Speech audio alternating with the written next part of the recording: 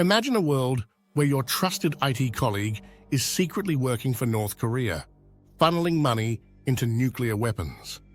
This is not a movie plot, it's happening right now. Meet Matthew Isaac Newt, a 38-year-old from Nashville who helped North Korean IT workers pose as US citizens to secure remote jobs in American companies. Join my community, connect with me on LinkedIn, and subscribe to my YouTube channel.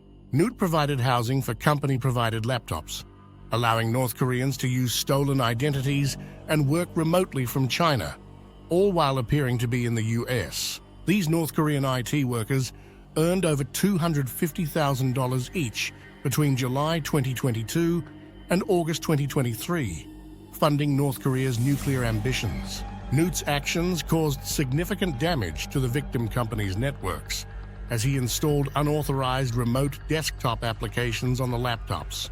The U.S. Justice Department has charged Newt with multiple offenses, including wire fraud and aggravated identity theft, potentially leading to a 20-year prison sentence. This case is part of a broader initiative by the National Security Division and the FBI to shut down U.S.-based laptop farms and prosecute those involved.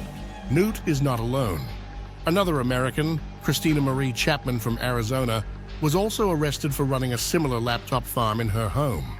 The FBI has warned that North Korean IT workers are infiltrating Fortune 500 companies, using their earnings to support their operations and incentivize others. By neutralizing these laptop farms and arresting facilitators, law enforcement is dealing a significant blow to North Korean threat actors.